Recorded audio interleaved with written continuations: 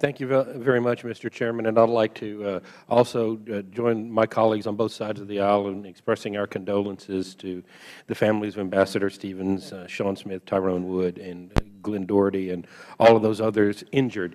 I want to quickly clear up just a couple of loose ends from earlier testimony, and then I want to ask a couple of questions about the February 17th Martyr Brigade. But first off, Mr. Hicks, you've testified on numerous occasions that you never got a chance to read the classified ARB report. You do have security clearance that you sat in with the meeting with Mr. Chaffetz that your minder couldn't attend, so you do have security clearance. Yes, sir.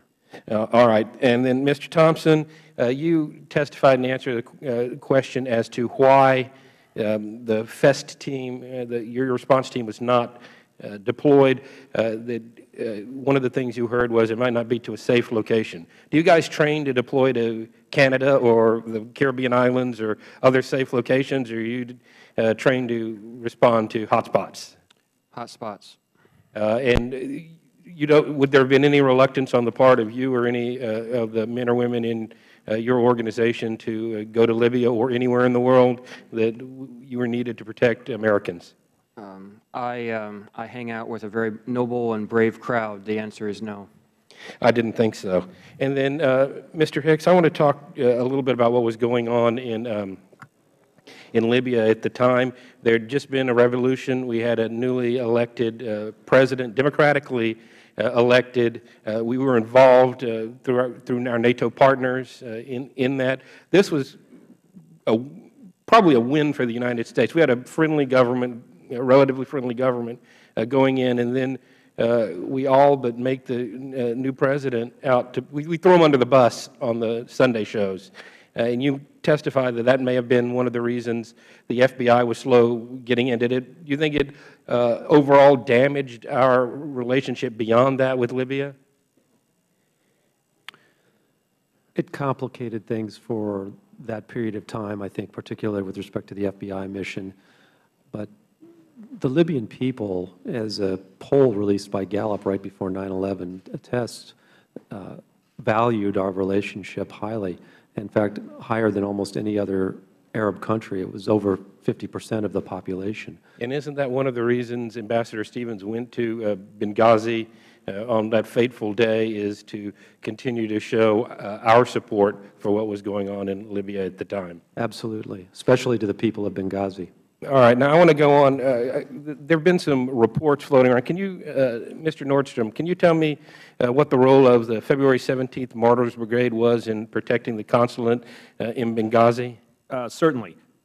That was the unit, for lack of a better term, that was provided to us by the Libyan government. Now, were you aware of any ties of that militia to Islamic extremists? Absolutely. Yeah, we had that discussion on a number of occasions, the last of which was when there was a Facebook posting of a threat that named Ambassador Stevens and Senator McCain, who was coming out for the elections. That was in the July timeframe. I had met with some of my agents and then also with some annex personnel. We discussed that. And Mr. Hicks, you were in Libya on the night of the attack. Do you believe the February 17th militia played a role in those attacks, was complacent in those attacks? Certainly elements of that militia were complicit in the attacks. The attackers had to make a long approach march through multiple checkpoints that were manned by February 17 militia. All right. Now, okay, I'm going to, Mr. Hicks, Mr. Nordstrom, I'm going to ask you both this question. I mean, I'm stunned that the State Department was relying on a militia with extremist ties to protect American diplomats. That doesn't make any sense. How does that happen? You mean like in Afghanistan, where Afghanis that are working with our military that are embedded and turn on them and shoot them, or Yemen, our embassy was attacked in 2008 by attackers wearing police uniforms, or in Saudi Arabia, in Jeddah, we had an attack in 2004. The Saudi National Guard that was protecting our facility reportedly ran from the scene, and then it took 90 minutes before we could get help. With pretty high unemployment in the United States, I would imagine there's some people that would be willing to take it, Americans that would be willing to take those jobs overseas. We couldn't agree with you more, but unfortunately, as I said earlier, one of the things that we ran into, that was the best bad plan. That was the unit that the Libyan government had initially designated for VIP protection. Well, it was very difficult to extract ourselves from that. I certainly hope that these hearings will result in us not having to rely on the best of bad plans, and we can use folks like Mr. Thompson and his group for what they were intended and secure our personnel. I see I'm out of time, Mr. Chairman. Only by